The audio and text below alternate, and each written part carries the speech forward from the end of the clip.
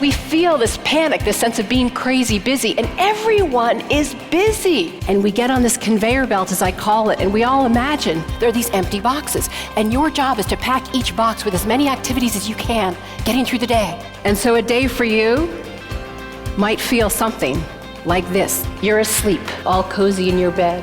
And then we wake up, we read our emails while we're in bed. We get undressed, we get in the shower, you get dressed, you hug the spouse, you have breakfast with your kids, you get to your desk, you're checking your emails, you're printing, signing, faxing, FedExing. We've got the books and the blogs and the Twitter and the Facebook. You have a meeting about a meeting. You change your clothes, you go to the gym, you've got the bicycle, treadmill, Pilates.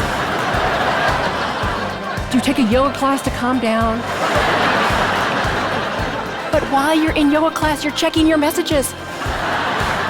Then you get back in the car, you drive to the grocery store, you're picking up gluten-free bagels and cat food and groceries, put them away, 3 more things done. You hug the spouse, you have dinner with the kids, you send the kids off to bed, you change your clothes, you get in bed, you channel surf, you call your friend, then you read your book on spirituality. You check your smartphone one more time, and you go to sleep. You go to sleep, and you go to sleep.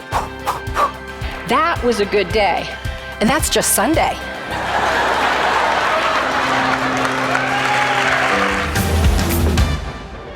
There's no performing art that ends randomly. From the first moment to the final, how am I creating an extraordinary experience?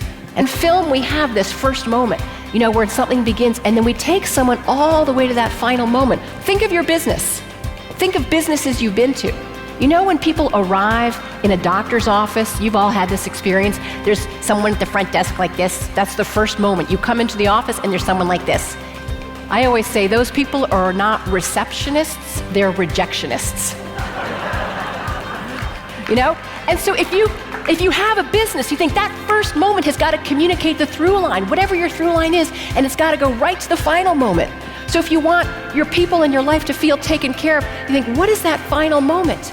What do I want them to know and do and feel? That's KDF. What is that experience I want to create so that we're not just having some quick communication or getting someone's name, but it's what do I want them to know? What's the knowledge? But then what do I want them to do? And most importantly, what do I want them to feel?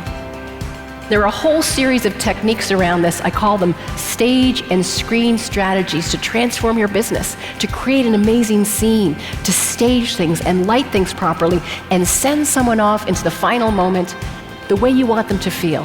So think very carefully about your first and your final moment.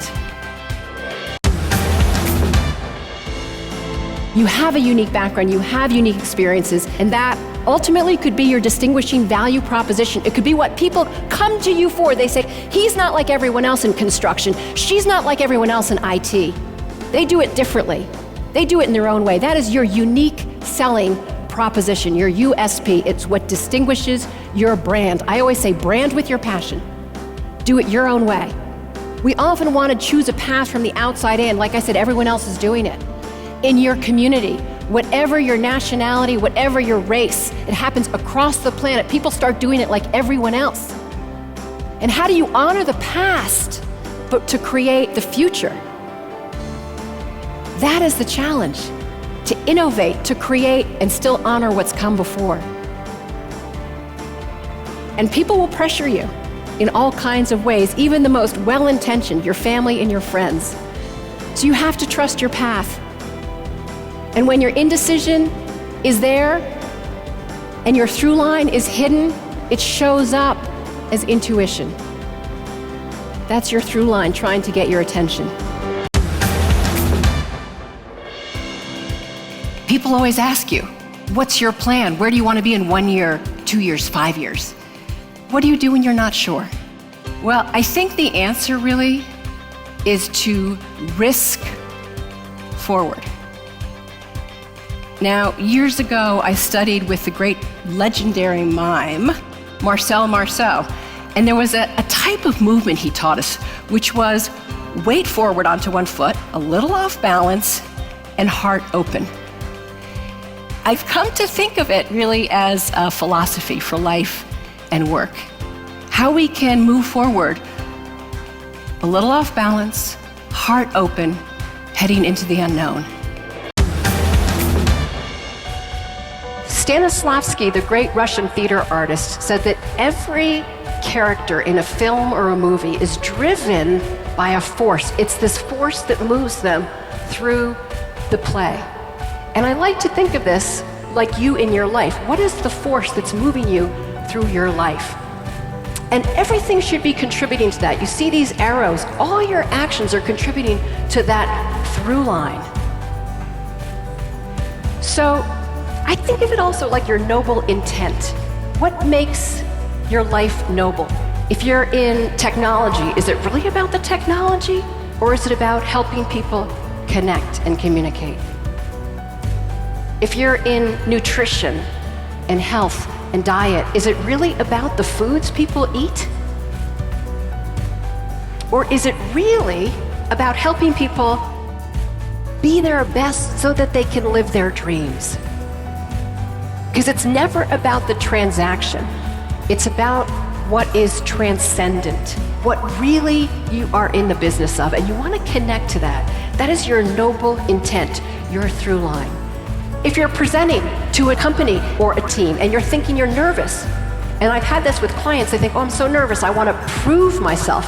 Proving yourself is about you. You think, I got to prove, I got to be great. What you want to think instead is, how can I share? How can I serve? How can I help? And when you do that, you go from this, oh gosh, I hope I'm okay, I hope they think I'm smart, to, I'm just here to help. Trust the idea that can lead to the idea. You never know. If you're with a team, you can say, well, I don't know if this is a good idea, but let me say it, because it could be the idea that leads to the idea. And it gives you the permission to be wrong, because someone might say, we can't do that, that's not good. But you know what? You know what that makes me think of? I got it. But if you never say that, if you hold it inside, it's like darkness, and it's scary. Sometimes you have these wisps of ideas, and you think, ooh, should I do that? Oh, I have this creative idea to do on stage or on camera or in my meeting. I want to do something different. And then you go, oh no, I can't do that. I don't know. What will people think? When you have those wisps, that's your hidden genius calling to you. It's saying, here's an idea. And if you don't risk forward, that hidden genius will remain unexpressed. It will remain unshared, and it will remain unfulfilled.